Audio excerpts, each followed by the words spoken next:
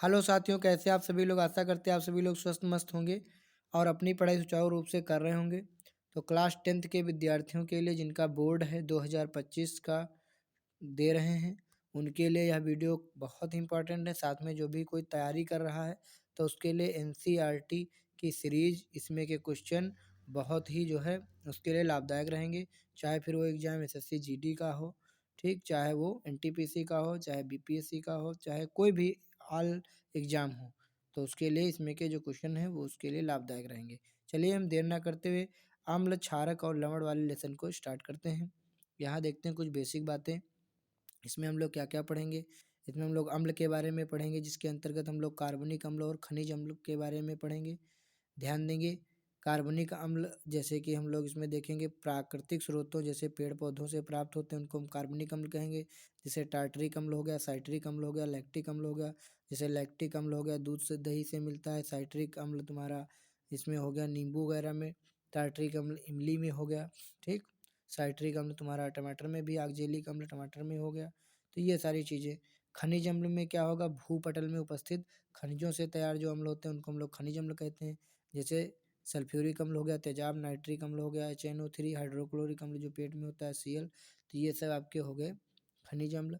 साथ में आपको इसमें देखने को मिलेगा सूचक के बारे में आप लोग पढ़ेंगे यहाँ पर, जिसमें कि हल्दी, लिटमस आदि और फिनोल्फ्थलीन, मेथिल ऑरेंज आदि ये प्राकृतिक सूचक हो जाएंगे। जैसे हल्दी हो गई, टर्मरिक, लिटमस हो गया, लिटमस पेपर, ये प्राकृतिक सूचक के अंतर्गत आ जाएंगे, नेचुरल इंडिकेटर।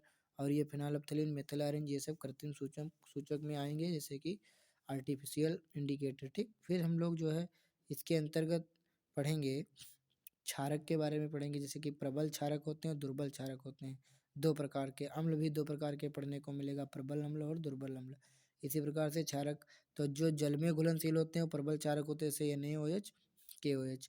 और ये जल में घुलते हैं लेकिन कम कम घुलते हैं, जैसे NH4OH, अमोनियम हाइड्रोक्साइड और कैल्शियम हाइड्रोक्साइड।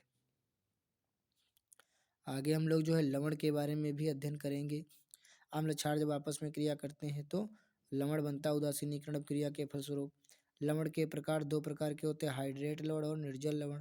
निर्जल जिनमें जल नहीं होता है और हाइड्रेट जिसमें जल होता है, दो तरीके के लवण हो गए। और इधर अम्ल व क्षारक की अपक्रिया से प्राप्त जो लवण होते हैं उसको हम लोग उदासीनीकरण अपक्रिया कहते हैं। दैनिक जीवन में उदासीनीकरण अपक्रिया के जो उदाहरण हैं वो क्या होते हैं, बदहजमी, कारखानों का अवशिष्ट मिट्टी का उपचार। देखो, जैसे पेट में बदहजमी हो जाती है यानी कि अम्ल की मात्रा ज़्यादा हो जाती, तो उसकी जगह हम लोग जो है मैग्नीशियम हाइड्रोक्साइड ले लेते हैं, मिल का मैग्नीशिया कहते हैं इसको। और उससे जो है हमारा अम्ल क्षार की क्रिया हो जाती है और पेट हमारा अम्लता दूर हो जाती है। चलिए करते हैं इससे कुछ ऑब्जेक्टिव क्वेश्चन फटाफट से।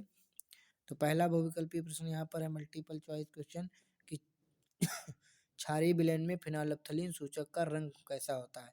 तो देखिए, फिनोल्फ्थलीन जो होता है इसको जब आप अम्ल में डालेंगे तो यह कोई भी कलर नहीं देगा, पानी में डालेंगे तो भी यह कोई भी कलर नहीं देगा। वो यानी उदासीन ही रहेगा, जैसा होता है वैसा ही इसका कलर रहेगा। लेकिन जैसे ही आप इसको क्षार में मिलाएंगे, किसमें मिलाएंगे डियर स्टूडेंट, क्षार में, क्षार में मिलाएंगे, वैसे ही यह गुलाबी रंग देगा। कैसा रंग देगा, गुलाबी रंग। तो यहाँ पर गुलाबी जो है करेक्ट आंसर हो जाएगा। दूसरा कह रहा है कि निम्न में प्रबल क्षार है, तो प्रबल क्षार कौन पढ़ाया गया था आपको, एक पढ़ाया था KOH और एक पढ़ाया था NaOH, sodium hydroxide, potassium hydroxide, जो जल में बहुत ही घुलनशील होते हैं। तो ये KOH यहाँ पर राइट आंसर हो जाएगा। बाकी जो ये सब हैं ये हैं अल्पविलेय, इसलिए ये दुर्बल क्षार हैं। अगला में कह रहा है दुर्बल क्षार इसमें से बताइए कौन है। तो ये तो देखिए भाई, अच्छा दुर्बल अम्ल पूछा है। देखिए H2SO4 प्रबल अम्ल है, बैटरी में पड़े होता है तेजाब। HNO3 नाइट्रिक अम्ल, ये भी प्रबल अम्ल है, वो अम्लीय वर्षा में निकलता है, ठीक। यहाँ पर देखेंगे HCl जो है ये तो पेट में होता है, अमाशय में HCl अम्ल, तो ये भी जो है अपना प्रबल अम्ल है। दुर्बल अम्ल कौन बचा, HCN, साइनाइड वाला जो है यहाँ पे, ये दुर्बल अम्ल होगा, जिसमें कार्बन आ जाता है, नाइट्रोजन आ जाता है, ये सब दुर्बल अम्ल के अंतर्गत आ जाते हैं।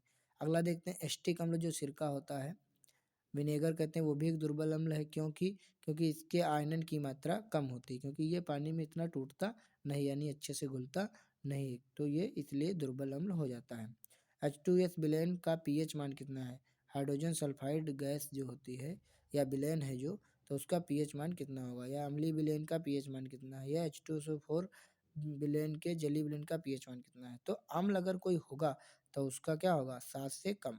शून्य किसका होता है, शून्य तो बहुत ही कम हो गया। 7 तुम्हारा कितना हो गया, 7 होता है उदासीन का, 7 से अधिक होता है क्षारीय का, तो 7 से कम होगा अम्लीय का। अगला देखिए क्वेश्चन नंबर 6, क्षारीय विलेन का पीएच कितना होगा। क्षारीय विलेन का पीएच 7 से अधिक रहेगा। तो ये नॉर्मल क्वेश्चन है, लेकिन बहुत ध्यान से इनको करना है। क्वेश्चन नंबर 7 देखते हैं, कोई विलेन लाल लिटमस को नीला कर देता है, इसका पीएच मान कितना होगा।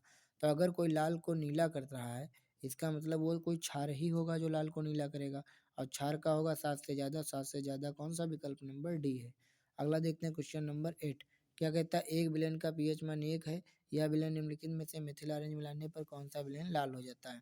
तो देखिए यहाँ पर विलेन का पीएच मान 1 है, तो यह विलेन कैसा होगा, यह विलेन होगा भाई अम्लीय होगा।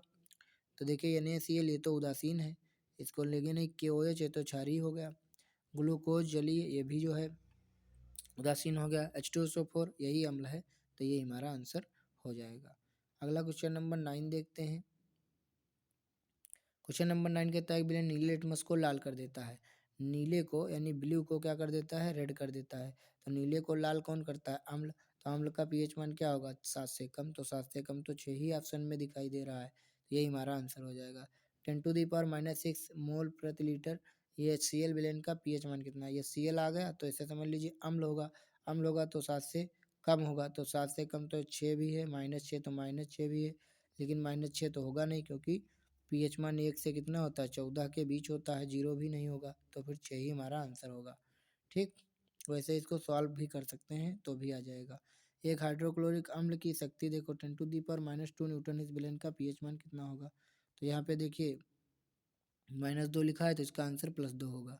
ठीक, अगर -6 लिखा तो इसका आंसर +6 होगा। सीधे सीधे इसको इस तरीके से आप लोग कर लीजिए, सॉल्व करने में टाइम लगेगा। एक विलेन में हाइड्रोजन आयन का सांद्रण 10⁻⁻7 मोल प्रति लीटर है, विलेन का पीएच मान कितना होगा, -7 दिया है तो +7 होगा। ठीक, इसका तो मैंने ट्रिक बता दिया। शुद्ध जल का पीएच मान कितना होता है, 7 होता है, उदासीन होता है।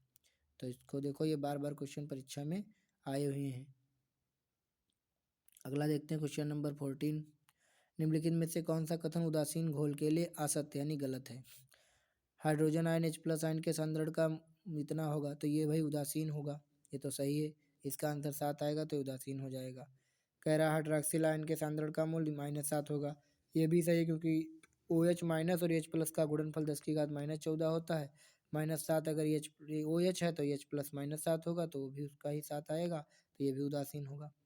पीएच मान 0 है, 0 होता ही नहीं किसी का है। पीएच मान 7 है तो उदासीन का है। तो कह रहा गलत कौन सा है, सत्य। तो असत्य कौन सा है, पीएच मान 0, 0 होता ही नहीं, यही गलत है। तो अपना राइट आंसर यही हो जाएगा। अगला करा क्वेश्चन नंबर 15, एक विलेन में हाइड्रोक्साइड आयन का सांद्रण 10⁻12 मोल प्रति लीटर, इस विलेन का पीएच मान कितना होगा। देखो ये -12 दिया है और गुणनफल कितना होता है, -14। -14 में से -12 चले जाएंगे तो क्या आएगा, 10⁻−2 आएगा, जो H+ आयन होगा। तो H+ आयन का ये 10⁻−2 का मतलब +2 हमारा आंसर हो जाएगा। सल्फ्यूरिक अम्ल में अम्लीय हाइड्रोजन परमाणुओं की संख्या कितनी है, क्या होता है, H2SO4। तो यहाँ पर कितनी है, हाइड्रोजन कितने हैं, 2, तो ये हमारा 2 आंसर हो जाएगा। कह रहा धावन सोडा का रासायनिक सूत्र है, तो Na2CO3 इंटू 10H2O, ये जो है हमारा धावन सोडा का रासायनिक सूत्र हो जाएगा, इसको याद रखेंगे, धोने वाला सोडा। अम्लीय लवण कौन सा है, जिसमें H होगा वही अम्लीय होगा। इसमें तो KCN है, ये भी नहीं, NaCl है तो उदासीन है, ये तो लवण है। NaHSO4 यही जो है अम्लीय लवण है। इसमें H देखो इसके बीच में दिखाई दे रहा है, तो ये पहचानने का तरीका हो गया। अगला देखते हैं, यहाँ पर पेयजल को जीवाणु रहित करने में क्या प्रयोग किया जाता है। पानी को शुद्ध करना है तो उसके लिए ब्लीचिंग पाउडर यानी CaOCl2 का उपयोग करते हैं, इसको याद कर लीजिए। सल्फर डाइऑक्साइड का जलीय विलेन होता है, तो सल्फर डाइऑक्साइड जो होता है SO2, तो ये जब जल से क्रिया कर लेता है तो ये बना लेता है अपना अम्लीय होता है, H2SO4 बना लेगा। एक विलेन पीएच मान 3 है, विलेन कैसा होगा, अम्लीय होगा। पीएच मान 3 है, 4 है, 5 है, 6 तो अम्लीय होगा। अगला देखते हैं 22 नंबर, अम्लीय वर्षा के लिए जल का पीएच मान कितना होता है, 5.2 भी हो सकता है, 5.6 भी हो सकता है, 5.5 भी हो सकता है। ठीक, तो यहाँ पर ऑप्शन में 5.2 दिया है, तो यही करेक्ट आंसर हो जाएगा। बेकिंग पाउडर को गर्म करने पर कौन सी गैस निकलती है, बेकिंग पाउडर माने खाने वाला सोडा NaHCO3। इसको जब गर्म करेंगे तो 2 अणु लेते हैं तो ये बनता है Na2CO3। ठीक, इसके बाद में बनता है CO2 और प्लस बनता है H2O। तो ये देखिए यहाँ पर गैस पूछा है, बनता तो Na2CO3 भी है, बनता तो H2O भी है, बनता तो CO2 भी है, लेकिन इसमें गैस पूछा है तो गैस तो CO2 ही होगी, Na2CO3 गैस थोड़ी ना है। चलिए हम देखते हैं अगला क्वेश्चन। 24 नंबर प्रश्न देखते हैं यहाँ पर। क्षारक के साथ हल्दी का रंग कैसा होता है? क्षार क्या कर देता है? क्षार हल्दी को भूरा लाल बना देता है। ठीक, अम्ल कुछ नहीं करेगा, अम्ल में हल्दी पीली की पीली ही रहेगी। धावन सोडे का रासायनिक नाम क्या होगा? Sodium carbonate. धोने वाले सोडे का, खाने वाले का सोडियम बाइकार्बोनेट। मीठे सोडे या खाने वाले सोडे का अणुसूत्र NaHCO3, सोडियम बाइकार्बोनेट या सोडियम हाइड्रोजन कार्बोनेट होगा इसका। 27 नंबर क्वेश्चन, जिंक चूर्ण पर तन सल्फ्यूरिक अम्ल की अभिक्रिया से कौन सी गैस निकलती है? तो हाइड्रोजन गैस निकलती है। जिंक चूर्ण पर, जिंक माने Zn पर, इस पे तन सल्फ्यूरिक अम्ल H2SO4 की क्रिया कराएंगे तो ये जिंक क्या करेगी? हाइड्रोजन को हटा देगी और ZnSO4 बनाएगी, जिंक सल्फेट, और यहाँ पर हाइड्रोजन गैस को अलग कर देगी। चलिए यहाँ पर हम लोग क्या करते हैं, कॉलम ए को कॉलम बी से मिलान करवाते हैं। तो प्लास्टर ऑफ पेरिस का काम क्या होता है? मूर्ति का निर्माण करना। कास्टिक सोडा यानी खाने वाला, मतलब कास्टिक सोडा साबुन का निर्माण। सोडियम बाइकार्बोनेट प्रति अम्ल के रूप में काम करता है, यानी अगर पेट में अम्लता है तो हम खाने वाला सोडा खा सकते हैं जिससे हमारा पेट की अम्लता दूर हो जाएगी। ब्लीचिंग पाउडर को क्या करता है? ब्लीचिंग पाउडर को जल को जीवाणु रहित करने के लिए प्रयोग करते हैं।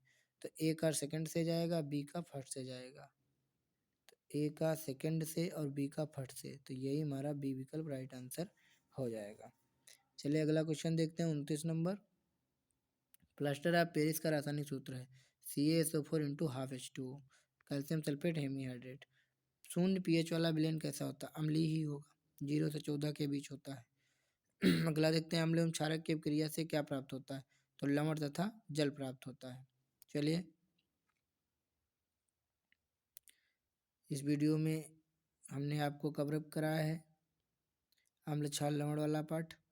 मिलते हैं नेक्स्ट वीडियो में, तब तक के लिए धन्यवाद।